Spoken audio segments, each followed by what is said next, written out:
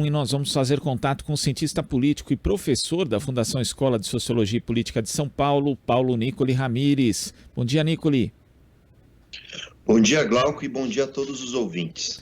Nicoli, ontem foi divulgada a mais nova pesquisa IPEC, formada por integrantes do ex-Ibope, mostrando que o ex-presidente Lula lidera a corrida presidencial com 44%, que é o mesmo índice, inclusive, da pesquisa anterior que havia sido divulgada em 29 de agosto.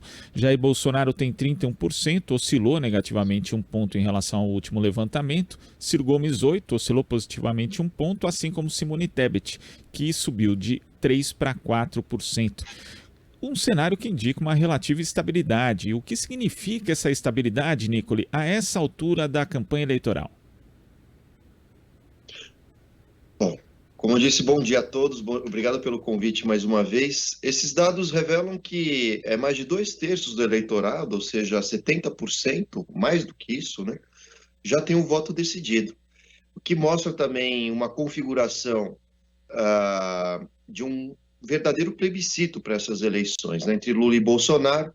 Isso porque os dois candidatos já foram presidentes e isso, claro, dá uma certa vantagem a esses dois, Lula e Bolsonaro, diante da memória eleitoral da população.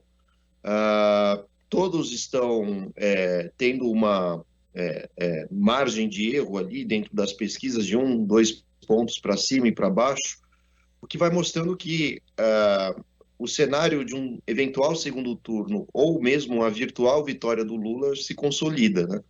Isso porque a gente tem também uma margem de 5% a 6% em diferentes pesquisas de um público indeciso ainda e que certamente irá se decidir entre um e outro, Lula ou Bolsonaro. Pode ser que nós tenhamos, sim, uma decisão ainda no primeiro turno. Isso em função dos indecisos e também em função daquilo que se chama de voto útil, Diante de ameaças bolsonaristas ao regime democrático, ao sistema eleitoral, ao STF, pode ser que muitos acabem migrando, para um voto ao Lula. Tudo a depender do que venha a ocorrer amanhã, Lembrando que Bolsonaro convocou, empresários do setor agrícola, empresários do setor de serviços, que é o caso do Hang, que é dono da Van, assim como também evangélicos, para tentar demonstrar alguma força à sociedade e à população brasileira. É possível que amanhã nós vejamos, nas comemorações do 7 de setembro, mais uma vez, discursos golpistas dos apoiadores de Bolsonaro, no entanto, não exatamente do próprio Bolsonaro. Porque nas últimas semanas, o que ficou mais do que claro a campanha bolsonarista é que o discurso voltado ao sistema, contra o sistema, o discurso antissistema, acabou afastando parte do eleitorado do bolsonarismo.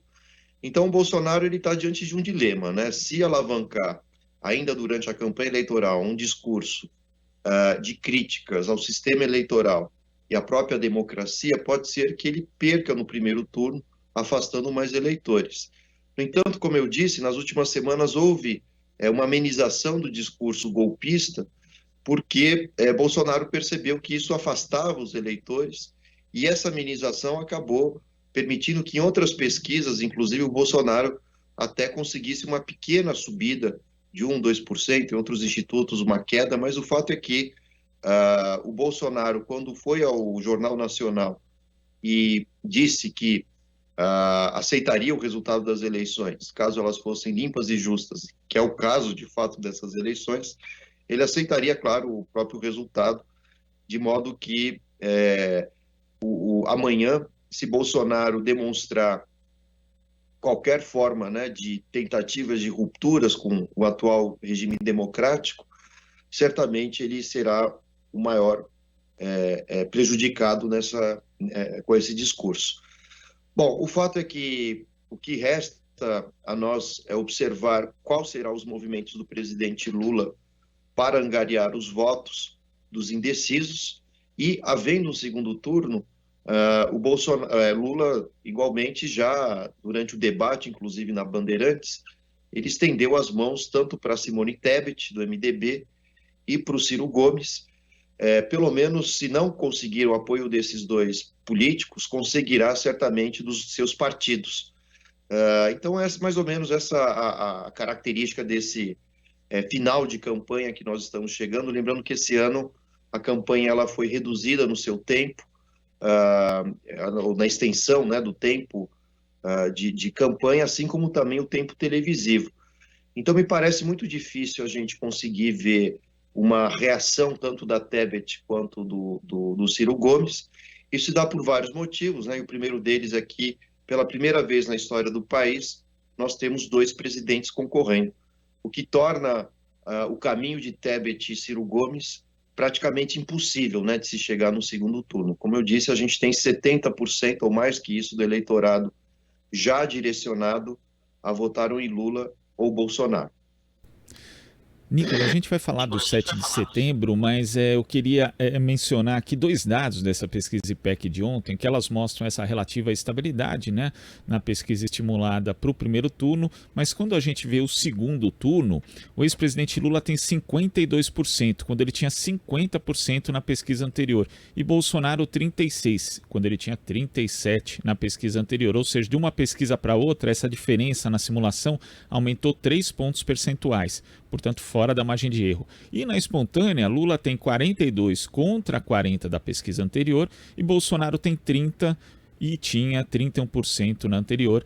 Na espontânea também aumenta a vantagem de Lula 3 pontos percentuais acima, portanto, da margem de erro de 2 pontos. Isso mostra o que você mencionou, Nicole, que o Lula tem um potencial de voto que na reta final, até pelo voto útil, pode acabar beneficiando o candidato do PT e liquidando a fatura já no primeiro turno?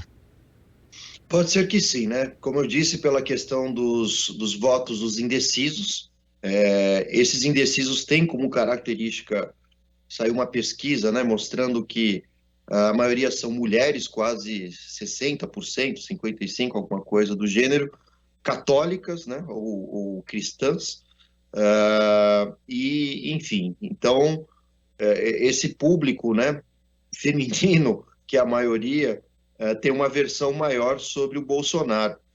Mesmo porque o governo Bolsonaro foi caracterizado por uma série de falas machistas, e isso pode trazer uma certa vantagem ao ex-presidente Lula.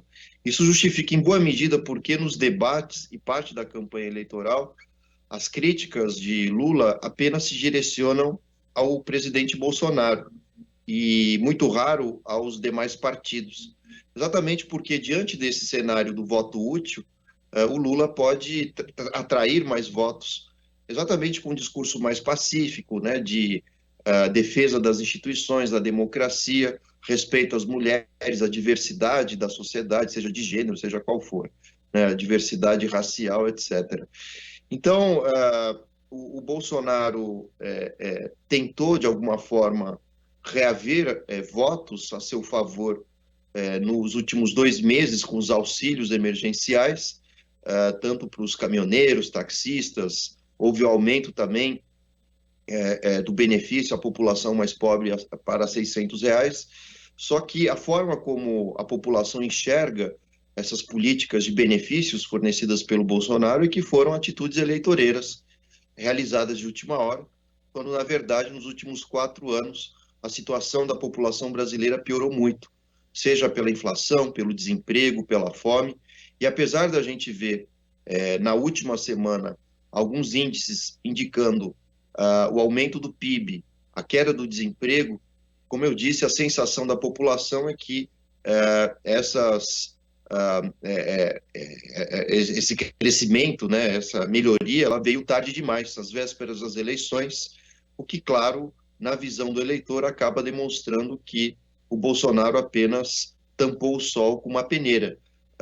E não procurou resolver os problemas do país dos 4 anos que teve, ou 3 anos e meio, né, para ser mais exato, que teve para fazer grandes modificações na sociedade.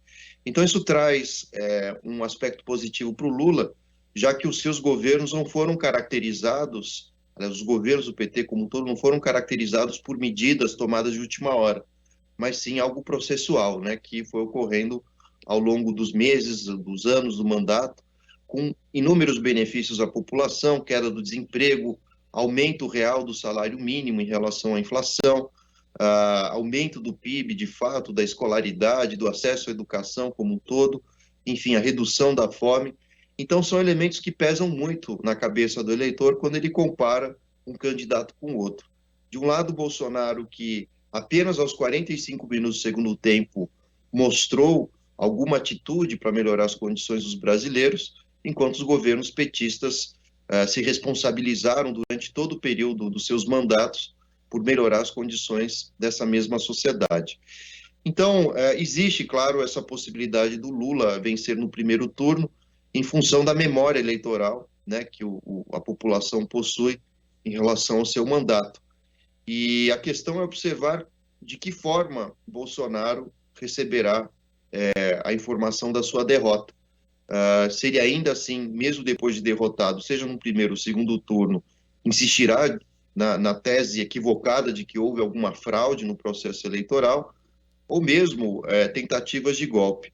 Mas me parece que a sociedade civil ela está bem armada, né, em termos de críticas, claro, não de armas como os bolsonaristas tanto pretendem ter, mas armada no sentido de uma resistência moral, simbólica, contra qualquer eventual tentativa de golpe de Bolsonaro, ou ruptura institucional, ou mesmo acusação de fraude das eleições.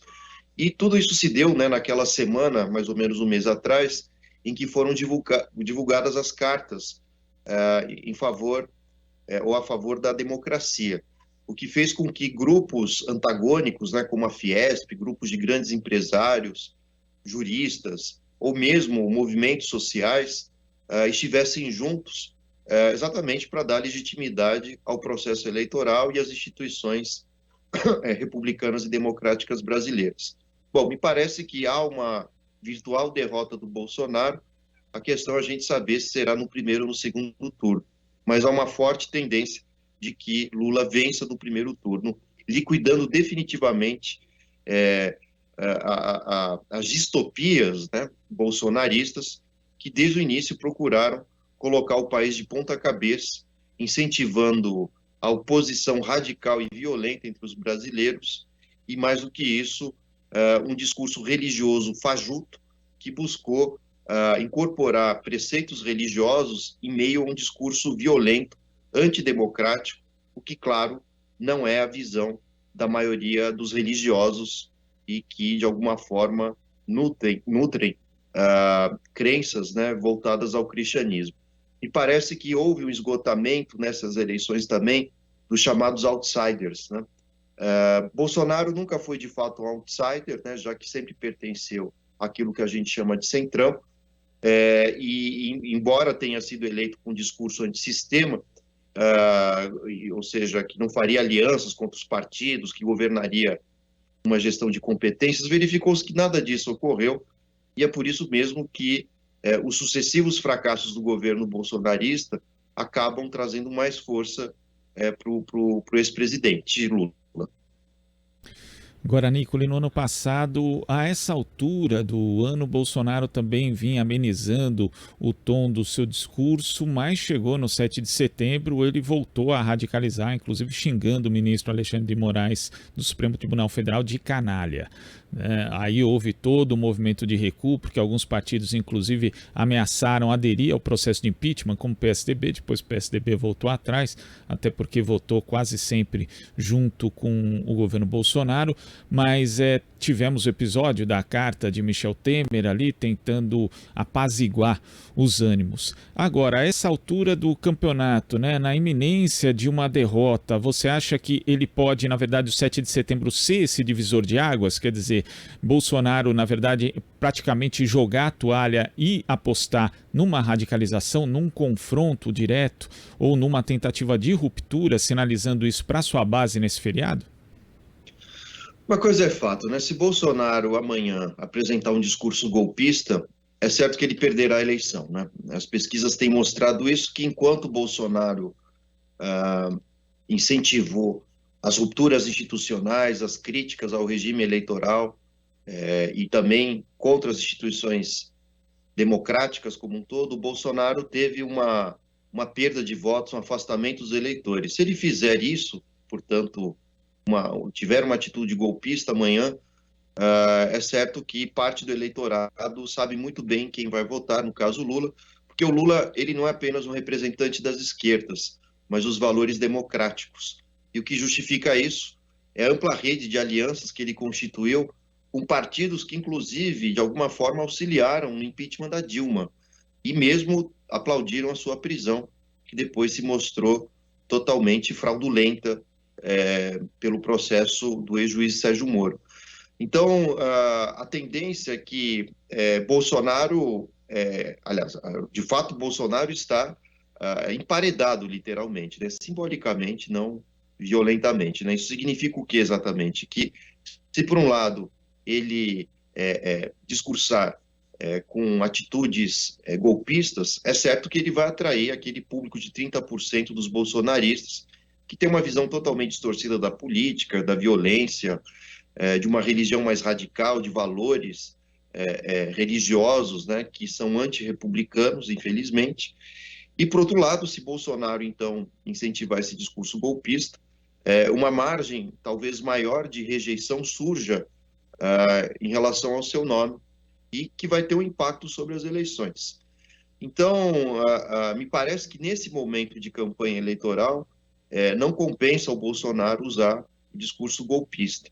E talvez, ainda que ele tente atacar o processo eleitoral, isso deverá ocorrer logo após a divulgação dos resultados, em que ele terá mais ou menos 2, 3 meses para tumultuar de todas as formas possíveis a transição de poder, lembrando que há uma regra, né, constitucional, de alguma forma, que obriga os atuais governos a realizarem exatamente a transição para o próximo governo, né? Ou seja, as equipes precisam dialogar, discutir, e me parece que é aí que vai residir o grande problema do governo bolsonarista. Afinal de contas, caixas pretas desse governo começarão a ser abertas.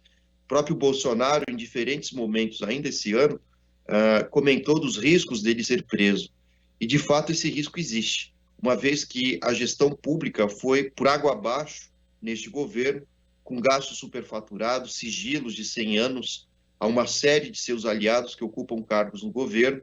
Então, me parece que o problema maior do Bolsonaro não está durante o processo eleitoral, mas assim que ele se encerre, já que nós teremos, seja lá quem vence as eleições, desde que não seja o Bolsonaro, a tendência é que seja o próprio Lula, nós teremos exatamente a abertura dessas caixas pretas, os ministérios, e a consequência é que os brasileiros finalmente terão acesso a uma visão totalmente oposta àquela que foi demonstrada pelo Bolsonaro, de que não havia corrupção no seu governo, de que a gestão era feita pelo mérito, né, pela qualificação técnica para a ocupação dos cargos, quando, na verdade, a gente sabe, e já temos dito muito disso, né, que é um governo que foi caracterizado pela ocupação de cargos dados essencialmente por troca de favores, relações familiares, vantagens econômicas e, pior, indivíduos absolutamente desqualificados para a realização da gestão pública. Então, são inumeráveis os casos, né, de péssima gestão, né, seja do Pazuello, no Ministério da Saúde, o próprio Quiroga, atual ministro, a Tamia Damares, no Ministério dos Direitos Humanos, Ricardo Salles, no Ministério do Meio Ambiente, a gestão da cultura também foi uma catástrofe, a gestão econômica de Paulo Guedes, enfim, dispensa qualquer apresentação, uma vez que foi um período econômico que representou mais regressos, retrocessos do que qualquer outra coisa. Enfim, então, o temor de Bolsonaro me parece que não está tanto agora diante das eleições, mas sim o que vai acontecer depois, diante de uma eminente derrota. Nicoli, queria agradecer a sua participação aqui no nosso Jornal Brasil Atual de hoje. Até a próxima. Muito obrigado, até a próxima, boa semana a todos e bom feriado. Igualmente, conversamos aqui com o cientista político e professor da Fundação Escola de Sociologia e Política de São Paulo, Paulo Nicoli Ramires. Estamos apresentando Jornal Brasil Atual. As notícias que os outros não dão.